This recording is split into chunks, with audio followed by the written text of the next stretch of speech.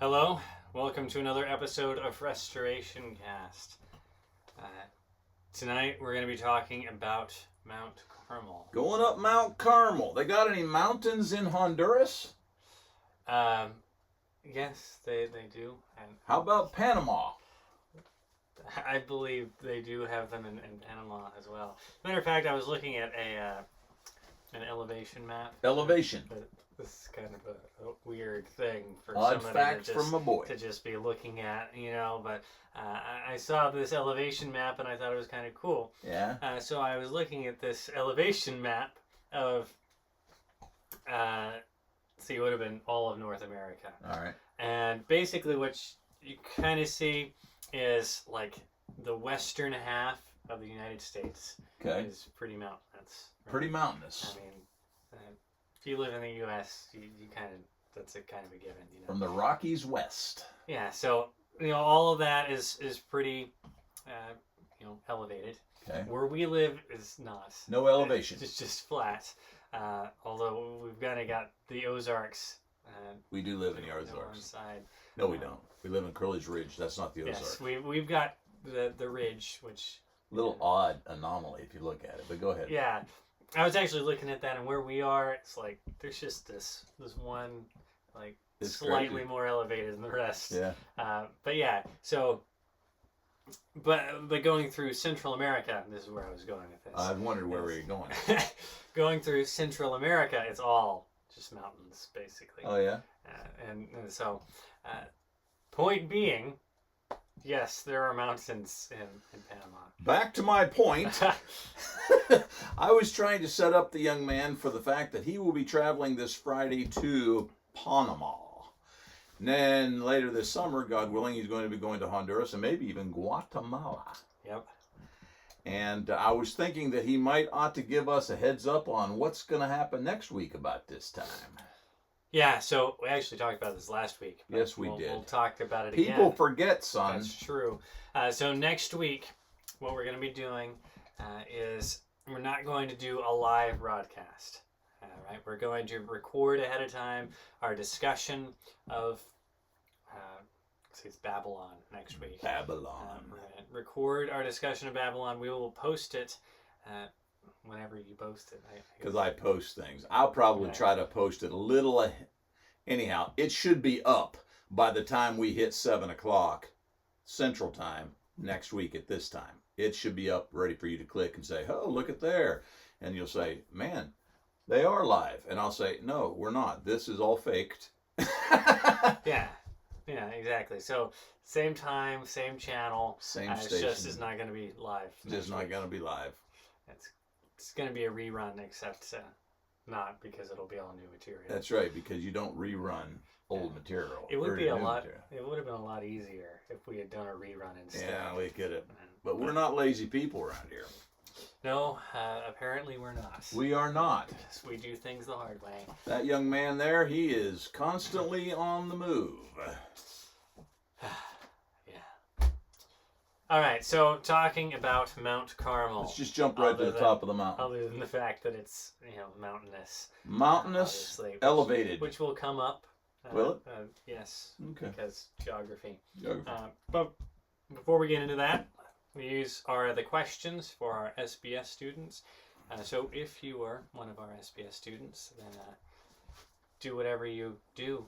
Take a screenshot of it or whatever. Yeah, just do that. Do the do. Where are you going? Well, I thought to myself, I don't know. Are you going to show them how to get to Mount Carmel? How to get to Mount Carmel. On the, the Bible I'm map. going to show them a map. Okay, that good. has Mount Carmel on Well, it. then, all of that, which I did there, was just completely vain, hoping that you would take notice of my shirt. Sorry about that, son. I got my whiteboard because I was going to draw it if you didn't have it in your... I guess you can also draw it, but I am going to show it on a map, like a regular one. Why don't you just regulate it? So, the history of Mount Carmel. History. This is kind of interesting because I would have thought there would be more.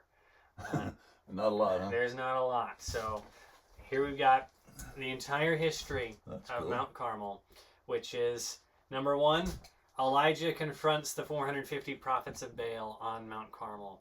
And there's actually 850. Yeah.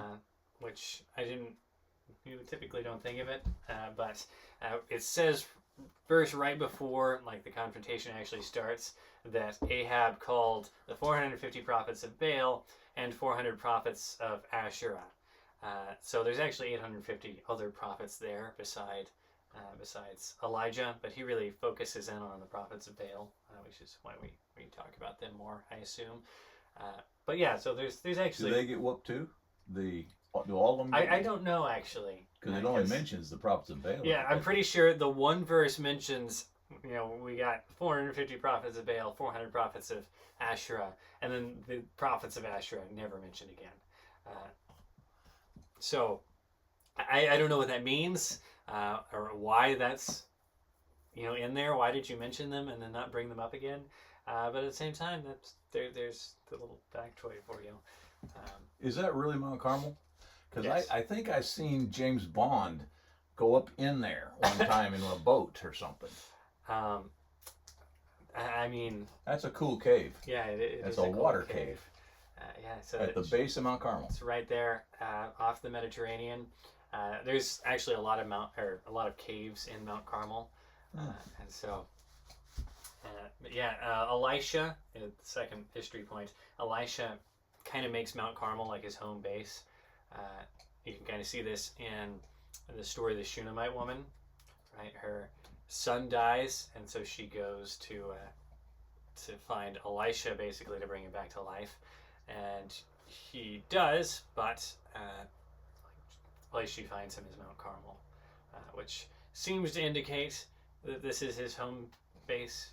Like why else would she know? Oh, I gotta look for him on Mount Carmel. Could be like he was just going there for some reason and she knew, but it seems the implication is this is kind of his home base. It seems a little odd to me because you're going to maybe deal with this, but isn't Mount Carmel a little out of the way? It's not like a. I mean, if I was, I guess so. It's not central Mass. Yeah, with regards to where a lot of our stories take place, Mm-hmm. Don't you generally want to center more on the Jordan Valley, let's say, and maybe south and west of there, not necessarily Mount Carmel, but I don't know. You're going to teach the class, so I'm just sitting here completely amazed at what you're saying. I mean, one would think. I mean, as I pointed out, these are like the only things that happen at Mount Carmel. Yeah. All right. So it doesn't make a whole lot of sense that Elisha would make this his home base because nothing else happens here. Yeah. Were you going to tell the folks about how your little buddy Roman remembers Mount Carmel? I can. I think that's really appropriate. So I was doing the Joy of Doodling, which I do on Saturdays. Saturdays, so 10 o'clock. Join us. Yesterday morning, I was talking about Mount Carmel, and one of the kids, Roman, sends in his picture. How old's Roman? 11? He's 10 or 11. 10 or 11. Something like that. Great guy. Anyway, Roman sends in this picture, and it's the picture we drew, but then at the bottom it says the false prophets were in a sticky situation. Sticky situation. His dad told me that's how Roman remembers that it's called Carmel. Mount Carmel. Yeah. Sticky situation. I thought that was classic. It is. It's very clever. Way to go, Roman. We support you. Yeah. So speaking of the name Carmel, let's go there. Yeah. It has nothing to do with sticky candy. Yeah. No, it doesn't. But what it actually means is like garden or vineyard, something along those lines. Really? And then you can kind of surmise that it actually is like the Garden of God is kind of along that line because of the like L ending there. Okay. So it's like Carmel. God, yeah, exactly. Like God's garden type of thing. Not the Garden of Eden, obviously. No. Because we don't know where that is. We don't know. We've discussed that on this show before. Couldn't find it. Yeah. But yeah, so that's kind of the idea is like, it's a garden. Right, which I was not supposed to bring up. I just realized at this point. But kind of the idea is Mount Carmel is like this very lush. It has a lot of vegetation and that kind of thing because of frequent rainfall over the mountain. So you can kind of see that in the picture. Correct. Yeah. Very lush. Yeah, exactly. So that's kind of, the idea is where you get your name, Carmel, from. But the thing that's interesting about Carmel is it's actually the name of 2 different locations in the Bible, which is why I have the map. That's why we're doing a map thing. Yeah, exactly. So the first and most obvious location is Mount Carmel, right? And the one that we're talking about today. And it's right over here in this area. See this? Actually, you can kind of see it on the map. There's like this elevated ridge here. I do see it, yeah. That's the ridge, Mount Carmel, there. That whole ridge line. Yes. Kind of like we would have Crowley's Ridge through here. So it's not just Mount one Carmel pinnacle. Is one mountain. Yeah, it's a ridge. Look at here, learn something tonight. But yeah, so this right in here, this is Mount Carmel. And then there's also a town called Carmel. Oh, really? Yes, and this town right here is Carmel. But that's significantly south because that other part was up there, yeah, right? Exactly. So this is Israel. Right. Okay, and then this is Judah. Yeah. So, obviously, Elijah is a prophet to Israel, right? That's why he confronts Ahab, who's the king of Israel. Correct. And all the prophets of Baal, and Jezebel, queen of Israel. So he's up here in the north, at Mount Carmel. Whereas other stories, other prophets, Isaiah, Jeremiah, they would have been down here in Judah. So they would have been in the south. And this all happens because of the split, divided kingdom. The divided kingdom during the time of Rehoboam. So that's kind of the idea. But the point is that you can see there's these 2 different locations, and they're nowhere near each other, right? We had to put them on 2 separate maps. Correct. Because they're so far apart. And so, you've got this idea. Right. Does this one ever come up in the scriptures? It does. Oh, it does? It does, actually. And it makes it really confusing whenever you try to study about Carmel. If you're trying to look up Mount Carmel specifically, it makes the study kind of difficult. Because what you'll discover is that the Bible typically isn't all that interested in telling you whether it's talking about Carmel as in the mountain or Carmel as in the town. Yeah. Right? So they'll say Carmel, and you just kind of have to figure out which one it's talking about. Given the context. Yeah, and so Carmel, the town, is where Nabal and Abigail live. Vineyard. Right? So, he keeps sheep, and David goes and he protects the shepherds that are keeping Nabal's sheep, right? Right. And basically asks for some kind of compensation from Nabal, and he says no, and then David gets mad at him, and he's gonna kill him, and then Abigail, special woman, exactly. She goes and fixes the whole problem for Nabal, and then Nabal just dies. Well, he deserved it. He was bad. Apparently, because God did it, right? But yeah, so that's the area of Carmel, and we know that it's this Carmel down here because right before this, David is in Gedi, which is just right over here by the the Salt Sea, right? So David is definitely down in this area, and then it says he goes to Carmel. The problem is, if you look up a study on the internet of Mount Carmel, probably you're going to get that story in there. Is that right? Of this is the significance of Mount Carmel. Nabal was here. And it's no, Nabal was not there. Nabal was way down here in the south. All right, he has nothing to do with Mount Carmel. By the way, he's not saying navel. He's saying Nabal. I need to clarify that. Yeah. We want to be clear. Thank you for we don't want to mispronounce it and get embarrassed. Yes. So are we going to stay down here in this southern Carmel? But I thought we were going to the northern one. We are going to the northern one.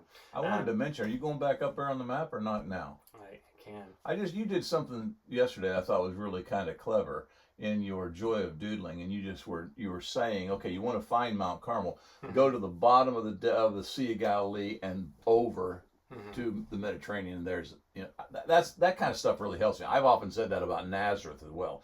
You want to find Nazareth, where Jesus grows up, bottom of the Sea of Galilee, halfway to the Mediterranean. But not to get us all confused, also a big prominent city in the New Testament is going to be Caesarea, which is slightly south of Mount Carmel. But I think that's kind of clever how you did that in helping us geographically get it in our brain. Well, thank you. I often refer to you as Mr. Clever. Really? First time, but we'll do more of it. Oh, well, thank you. All right, so the first mention of Mount Carmel in the Bible, this is going in chronological order, not the order of the scripture, right? So Song of Songs comes after First Kings. We don't need to put any kind of warning on the next few comments. Song of Solomon always kind of gets me a little bit. No. Okay. No, it's fine. This particular verse is okay. But yeah, so Song of Songs in our Bibles is after First Kings, like well after, because it's part of the poetic books section of the Old Testament, and so it's obviously not first, right? Because we're talking about First Kings tonight, with Elijah and the firebolt from heaven. It's all First Kings 18. So you'd think that would be the first mention, but Song of Songs is actually theoretically written before, depending on your opinions on Song of Songs, right? So some people would say, well, the first verse says it's the Song of Songs, which is Solomon's, so obviously that means Solomon wrote it, right? In fact, we call it Song of Solomon. I just did minutes ago. I called it that. Yeah, so you kind of get this idea of like maybe Solomon was the writer. If Solomon was the writer, then it's definitely written well before the events of 1 Kings 18, because Solomon is son of David, right? So he's way at the beginning. Third king. Third king of Israel, way at the beginning of the line of kings. He's before the split, the divide of the kingdom, right? And again, Elijah happens after this point. So Elijah happens well down the line in this time, whereas Solomon's right there at the beginning. So if Solomon was in fact the writer of Song of Solomon, then this would be before. There are those that argue that whenever it says the Song of Songs, which is Solomon's, it's not actually saying that Solomon wrote it. It's actually saying that it was after like the tradition of Solomon, which is to say like this is wisdom literature, right?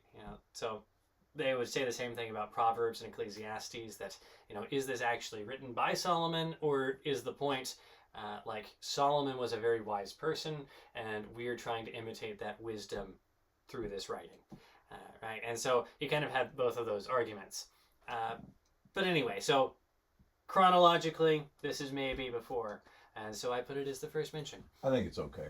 Thank you. So Song of Songs, chapter 7, verse 5 says, "Your head crowns you like Carmel." Which in Romans' perspective would be very messy. Yes, but not in this particular.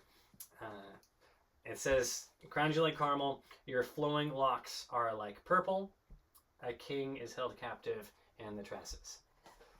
All right, so the idea is, I think she has a really nice head of hair. It sounds like it. And again, she got kings hung up in it. I mean, it must be really good. Theoretically, he's talking about himself. If it is in fact Solomon talking. Correct.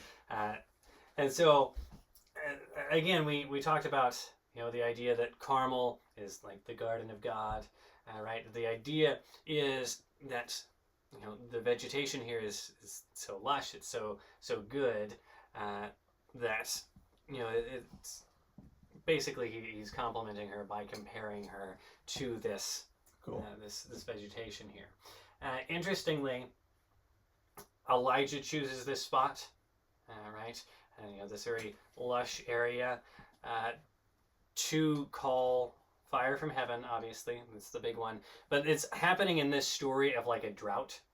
Right. The rain hasn't come for years, and now he's about to call fire from heaven, yes, but then he calls rain from heaven also. And seems to be kind of the point is like the god that he's confronting here, Baal, is like this harvest god.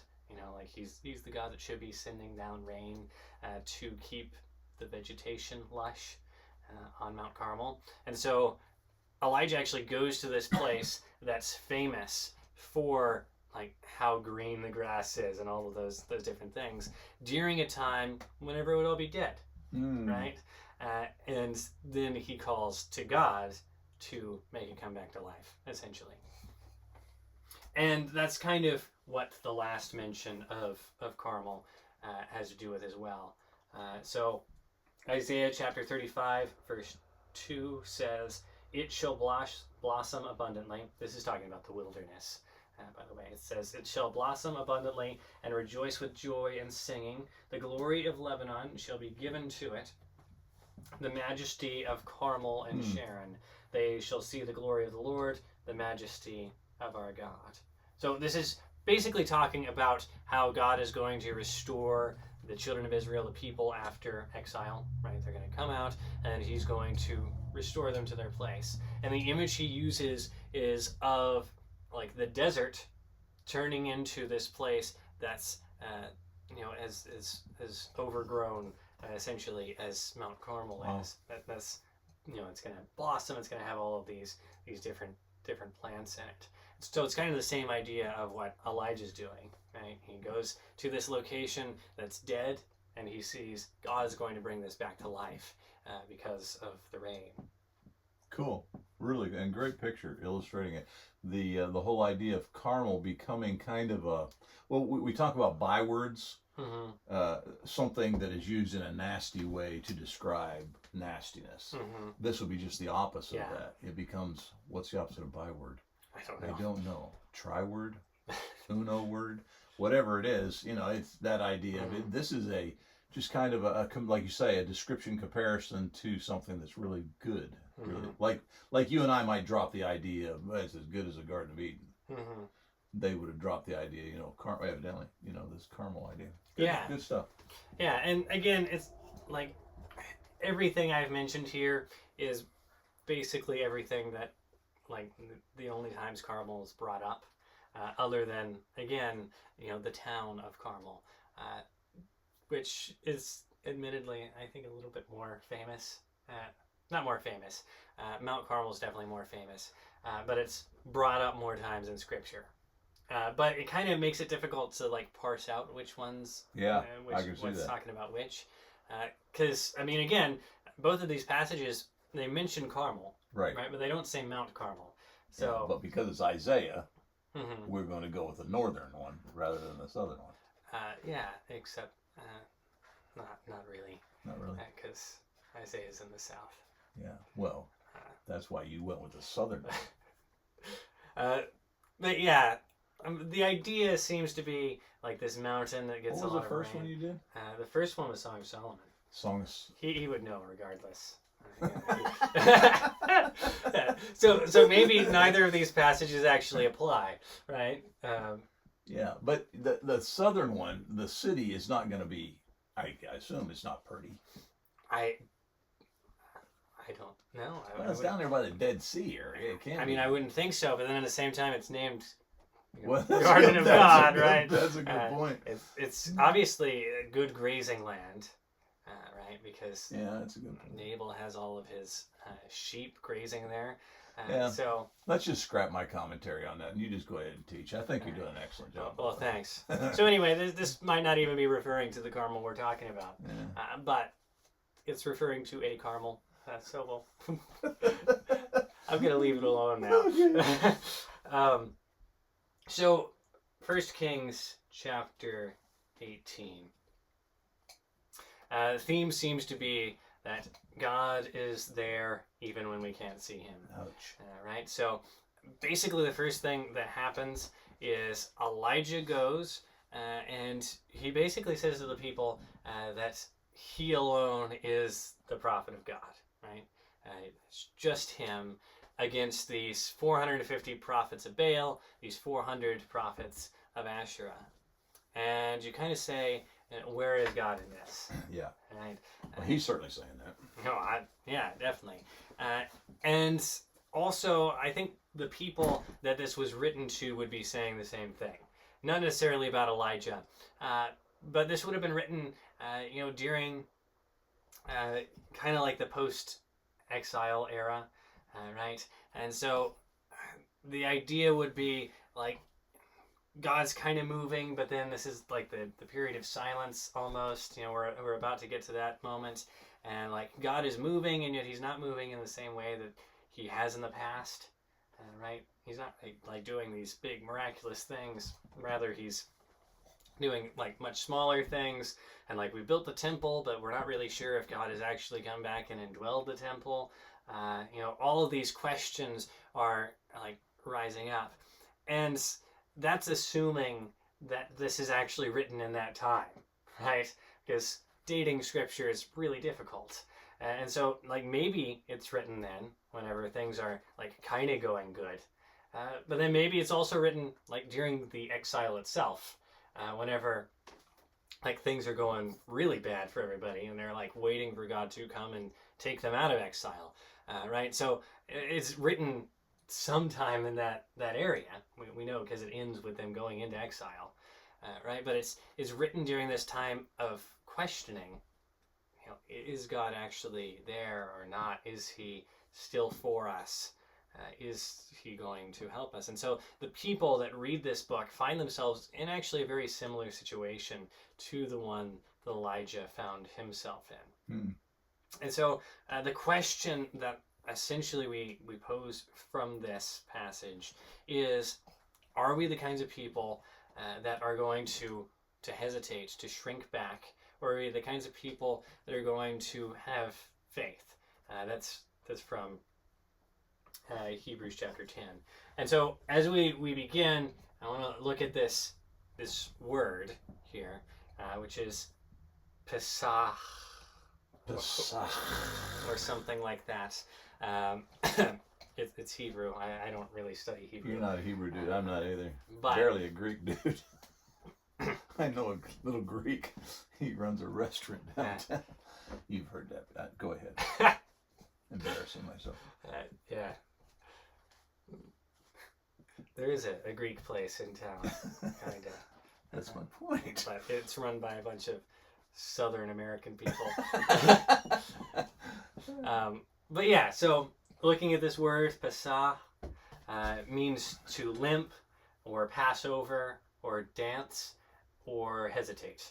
Wow. It's just like, that's a pretty broad lexical range there, right? Like, there's a lot of different things I actually do limp when I dance.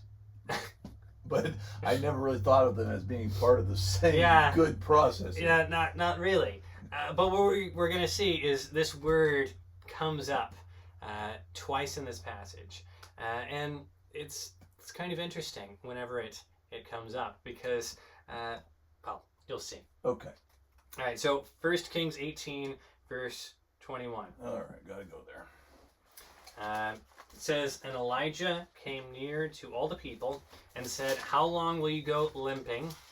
That's our word, Pesach. There you go. Between two different opinions. If the Lord is God, follow him. But if Baal, then follow him. And the people did not answer him a word. I can also see dancing in that. Yeah. You could, dance in between two things, settle down. What are you going to do? Yeah, exactly. So you can kind of get that idea, maybe the idea of like hesitating. That's right. How it's translated a lot of, like, how long are you going to hesitate between these two opinions? Which of these things are you going to actually choose? Right.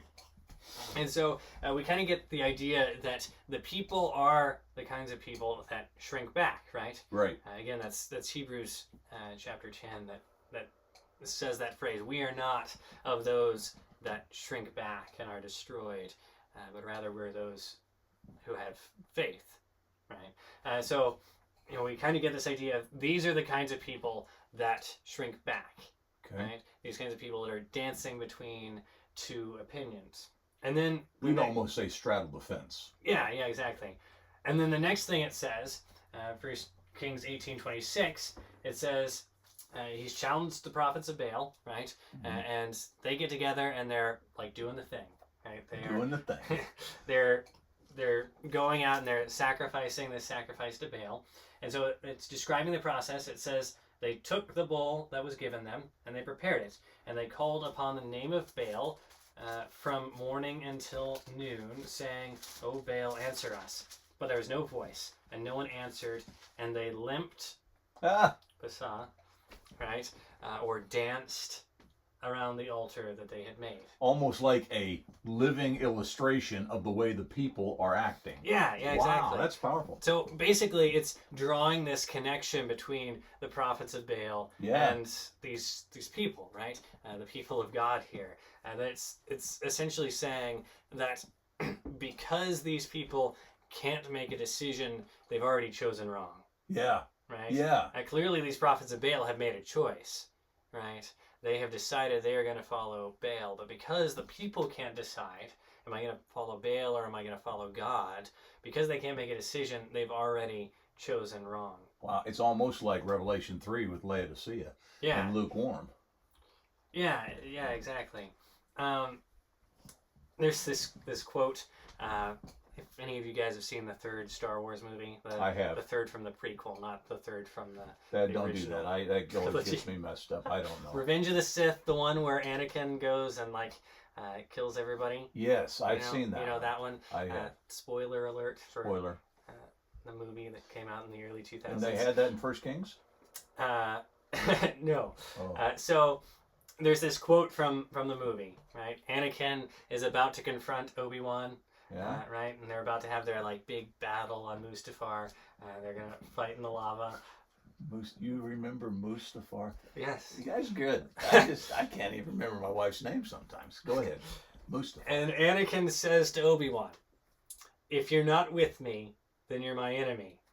And it's very melodramatic when he says this. Yeah. Right. It's great. Anyway. Really great. He says this, and I think it's kind of true, right? Obi-Wan immediately disagrees with him, and Obi-Wan's the good guy, so we're supposed to agree with him. Right. I don't in this particular case. But, it's kind of this idea of if you can't choose, if you can't decide, if you're not on my side, then you're against me, right? And I think that's kind of what's going on here. It's if the people don't choose to be on God's side, then that automatically means that they're not on God's side. It has to. And we would kind of say, but then didn't Jesus say, anyone who's not against me is for me? Right? So you kind of got that idea. But then whenever Jesus was talking about that, he was saying, if somebody does a miracle in my name, let them keep doing the miracle, because if they do a miracle in my name, they can't turn around and talk bad about me, right?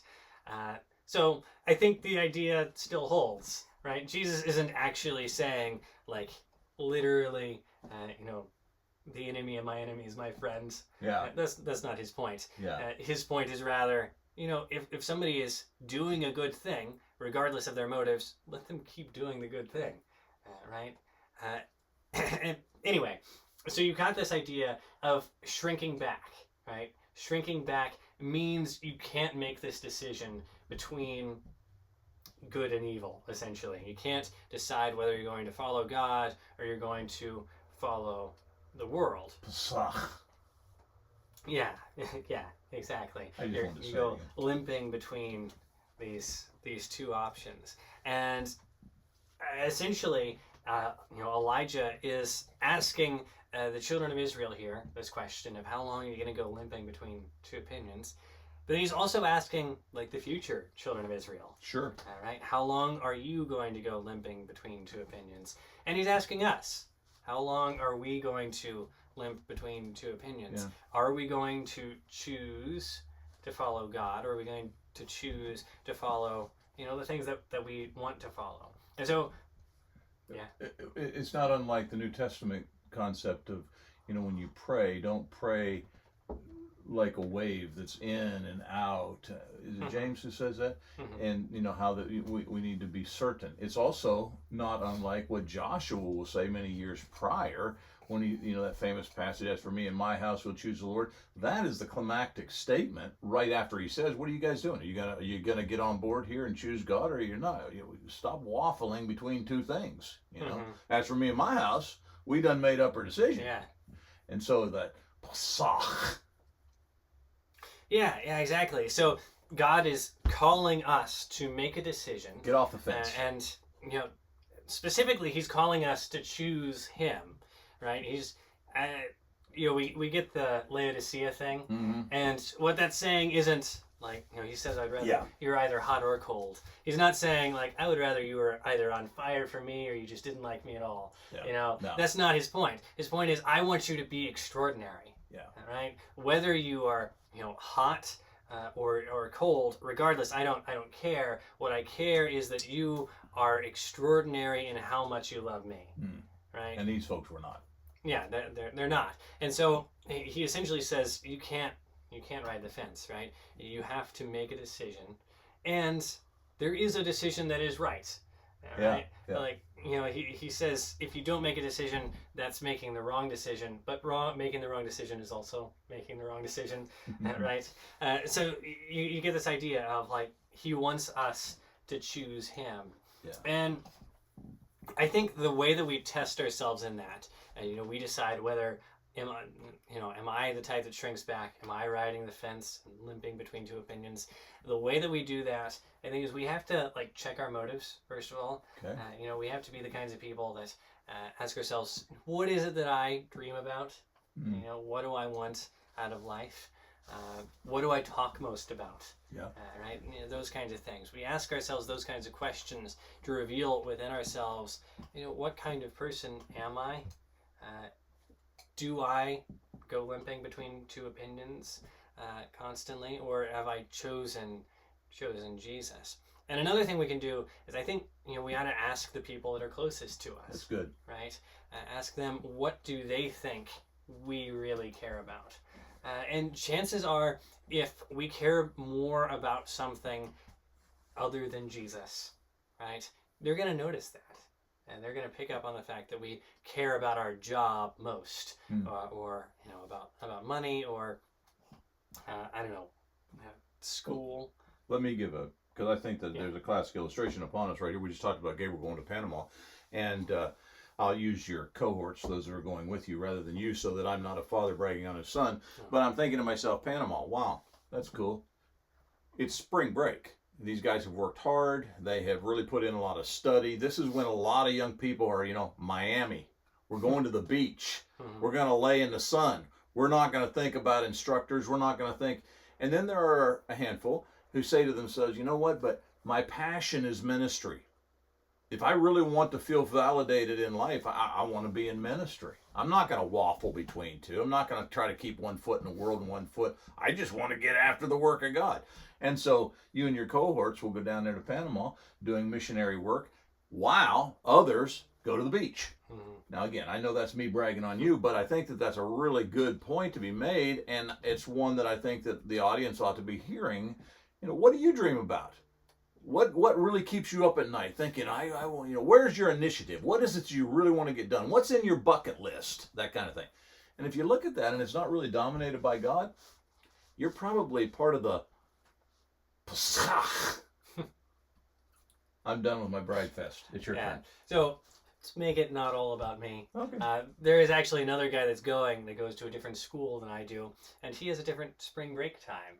Right, and so, like, he's actually taking off school, you know, having to, like, do all of his homework at a different time. What a cool so that he can go with me to Panama.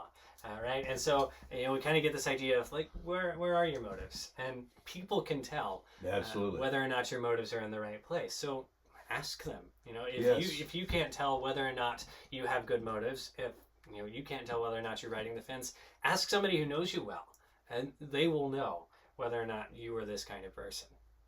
Yeah, I may say, ask somebody who's going to actually give you an honest answer. Yeah, that too. I think that in the church today, that's the thing. We got a lot of folks in the pulpit, and we got elders who aren't really giving us honest answers. They don't want to rock the boat. They don't want to make trouble, and so they just kind of give us half truths. And so what happens? The church ends up where we are today, losing 70+% of our young people to the world upon graduation from high school, many of whom never come back because we got leaders who are part of the Pasach. Maybe that's the last time I'll say it, but that last part just really resonates. Is that when it gets down here resonates? I don't know what that is. Maybe. Yeah. Well, we're moving on. Okay. And Dad's had his little sermon. Let's move on. Pesach is never mentioned again in this passage. Well, so we have no reason to bring it up again. Okay. But we probably will. Okay. So we move from those guys. Yeah. We move from them to those who have faith. Yeah. Right. Like still following this idea of Hebrews chapter 10. So we move basically from the prophets of Baal to Elijah. All right. So the prophets of Baal make their sacrifice to Baal. Some people call him Baal. Oh, that's hard to say. It is kind of hard to say. Yeah. Do you want us to do that from here on out? No. One of my teachers started calling him Baal, and we made fun of him. It's a good way to get a bad grade. But... Well, it was the whole class, so what was he going to do? Yeah. Is he going to fail all of us? Yeah. I'd like that on him. Baal. Baal, yeah. Let's just go with Baal. I like it. We all It's passed. the English. Oh, you did? We did. Good guy then. Yeah. So anyway, that had nothing to do with anything, really. Not really. But yeah, they make the sacrifice to Baal. Okay. And they're dancing around doing their Pesach, right? I said I wasn't going to say it again. I said I would. Yeah. So. You did. But yeah, so they're doing this, and Elijah kind of starts making fun of them. Right? It's kind of there's every once in a while in Scripture where God's man, he kind of goes a little over the top, and you're thinking, is he really supposed to do that? I thought all Christians were supposed to be kind of mamby-bamby nice people, like when Paul says about the bad guys, you just wish they go emasculate themselves. Yeah. I've always thought to myself, did he really say that? Anyhow, back to our buddy Elijah. He's going to make fun of them. Yeah, so they're dancing around, and Elijah's like, maybe he's just like meditating. Maybe he can't hear you. Maybe he's gone on a trip. Your God has gone on vacation. Took spring break, but he went to Miami. Of course, maybe he's like in the bathroom. That's an option too. Or maybe he's like taking a nap, so you should like yell louder. Yeah. And that'll wake him up. And they do. Yeah, they do. They start like cutting themselves and doing all this different stuff to get Baal's attention. Of course, Baal's not real, so they don't get his attention, and nothing happens. Finally, evening comes around, and it's Elijah's turn to make his sacrifice. Now, I think that's an important point that you're not going to make. I just can see in your head right now, but it's evening. Mm-hmm. Does you see how that kind of God uses moments to really capsulize? When is a fireball from heaven going to show up the most? In the bright early morning hours? No. But can you just picture this? Here we are in Mount Carmel, and all of a sudden the sky lights up, and we're all doing the stare thing as this fireball from heaven. I don't want to steal all your thunder here, son, but I just think that the evening, that's a big deal. Go ahead. Yeah, so it's evening. It's evening, okay. And it should, theoretically take quite a while after it becomes evening also, because basically it says it's time for the evening sacrifice. And so Elijah's like, all right, guys, it's my turn. And let me show you how to do this. But he still has to prepare everything. That's right. True. So he sets up this altar, because there was an altar on Mount Carmel that they had knocked down. So he repairs this altar to God on Mount Carmel. He takes this bull and chops it up into pieces and puts it on the altar. And oh wait, I was supposed to read this. Sorry. Forget all of that. We're going to actually read the text now. So 1 Kings 18:30-35. Then Elijah said to all the people, "Come near to me." And all the people came near to him. And he repaired the altar of the Lord that had been thrown down. Elijah took 12 stones, according to the number of the tribes of the sons of Jacob, to whom the word of the Lord came, saying, Israel shall be your name. And with the stones he built an altar in the name of the Lord. And he made a trench around the altar, as great as would contain 2 seahs of seed. Whatever seah means. It's just a lot. Yeah. 13 quarts. Whatever that means. 2 seahs of seed. And he put the wood in order, and cut the bull in pieces, and laid it on the wood. And he said, fill 4 jars with water, and pour it on the burnt offering and on the wood. And he said, do it a second time. That's 8. Yeah. And then he said, do it a third time. That's 12. But I don't have it on my slide for some reason. Oh. Down here, folks, beyond what you see. Yeah. So then he says, do it a third time. I think that's where I was going to go. Oh, well. I was going to end there. The water ran down around the altar and filled the trench. That's what you're missing. There we go. Yeah, thank you. You're welcome. So yeah, Elijah, he drenches the altar in water. What are you doing, Elijah? Yeah, and it's like, this is odd, right? Like, why does Elijah do this? Other than the fact that it makes God look more impressive in the end. It does. It's right. really kind of showboat, if you think about it. The whole thing. He's already really set this thing up, making fun of their God being on vacation on the toilet, whatever it may be. Now he says, step back. And by the way, I'm just going to sop and wet this thing. Yeah. Yeah, and I mean, kind of what you see is Elijah's been doing this the whole time, right? So definitely he's made fun of them. Yeah. Which seems like a bad idea. It's like, especially if you don't get anything from heaven. Yeah. I've often thought about that. How ignorant would he look if at the end this didn't work out? Go ahead. Yeah, but I mean, there's like 450 of them, right? Like, they can take Elijah. I don't know what's preventing them from doing it. I guess the people really want to figure out, what's going to happen here. Yeah. But yeah, like they can take Elijah. They probably could take him. And yet he makes fun of them. He's the one that calls the challenge, all right? So, at the end of the story, he goes and he kills all 450 of them, all right? So he knows probably how this challenge is going to end, right? And yet he calls the challenge, and then he does this. He drenches the altar in water, which, that doesn't make a lot of sense. Yeah. All right, so Elijah's basically I would have said at this point, I thought you were on God's side. Yeah. What are you doing drenching the altar? Go ahead. Yeah, exactly. Elijah's doing everything in his power to make things difficult on God. Yeah. Right? And we know the end of the story is like he's doing this to make God look more impressive, right? He's never actually like playing against God. Right. But at the same time, like, it's at the moment, man, you're wondering. He's going out on a limb. If he's wrong, things are going to end up really bad. Really bad for Elijah.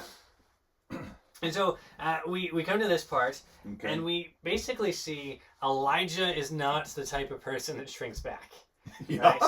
right? Until a couple chapters later. I was wondering if you're going to mention that, but we'll go ahead. We'll wait. But yeah, at this point, Elijah's not that kind of guy. He's bold. He's right? a John the Baptist. He is. In fact, I guess that's why John the Baptist is compared to Elijah. But yeah, Elijah's not this kind of person. Rather, he's this type that has faith. Right. So he doesn't have that word. Yeah, that word. He's not dancing. No, he's not. He is firmly on God's side. And I think that kind of begs the question for us of how do we become people like Elijah? Yeah, right? I definitely want that.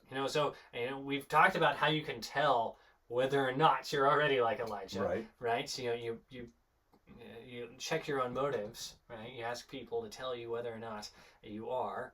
But then I think we also have this question of, but if I'm not at this point, if I'm the people of Israel at this point, how do I get there?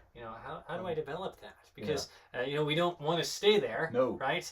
And yet I also think, there's a possibility for change, right? God allows us to grow and to change and to become people more like Elijah. And You're not going to just leave us hanging there, right? You've got answers, I hope. I have an idea. Oh, good. And maybe it answers the question, but we'll see.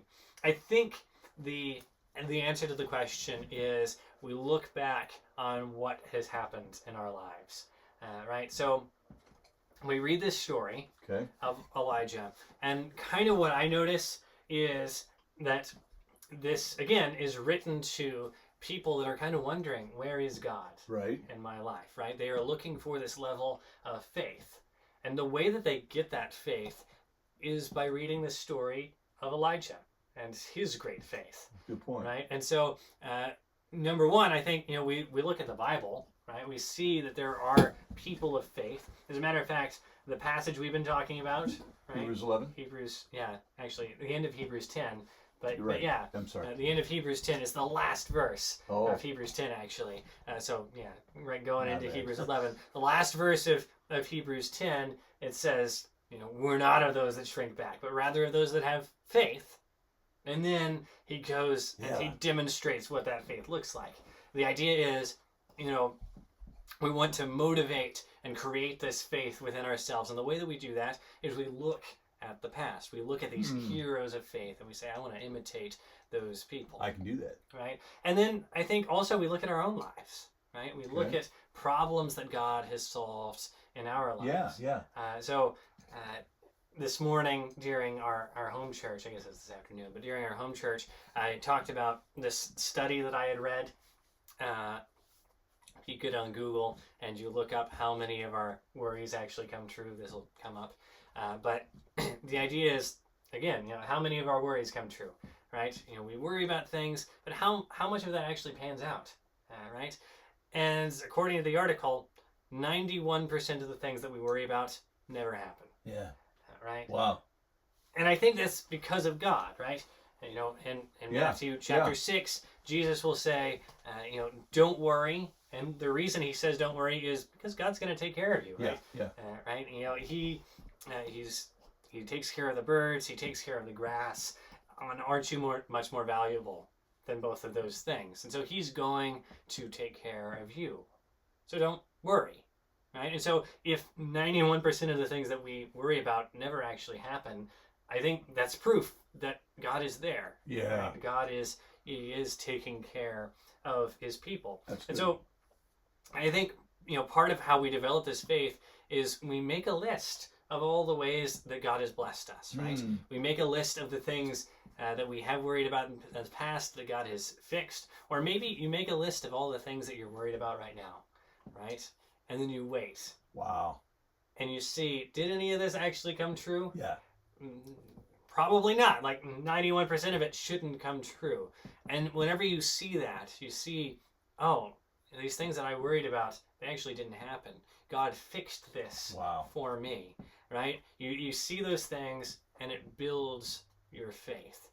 So in times whenever you have a little bit less faith, right? In times whenever you're a little bit more worried about things, you can go back to that list and you can look at it and you can say, God took care of me here. Yeah. And so he's going to take care of me now. Personal story. And I'm sure your grandmother is looking at your grandfather right now saying, Norman, when Dad years ago had open heart surgery, 6 bypasses, they gave him, after surgery, they gave him this little teddy bear, which was, a big man, little but it was so he'd hold against his chest so he could cough because of the wound that was open there. And you cough against it. They kept that bear for years. They may still have it, I don't know. But they kept that bear for years, and it had a little belt around it or something. But they would, every time God gave a phenomenal answer to prayer, like, where did that come from? They'd write it down, they'd put it in that little belt as a opportunity to remember, to think back. So I think your point is very, very powerful, that, maybe the greatest way for me to grow forward is to look back and say, wow, what has he done for me? Yeah, exactly. So get yourself a teddy bear. Get yourself a teddy bear, but it needs to have a belt.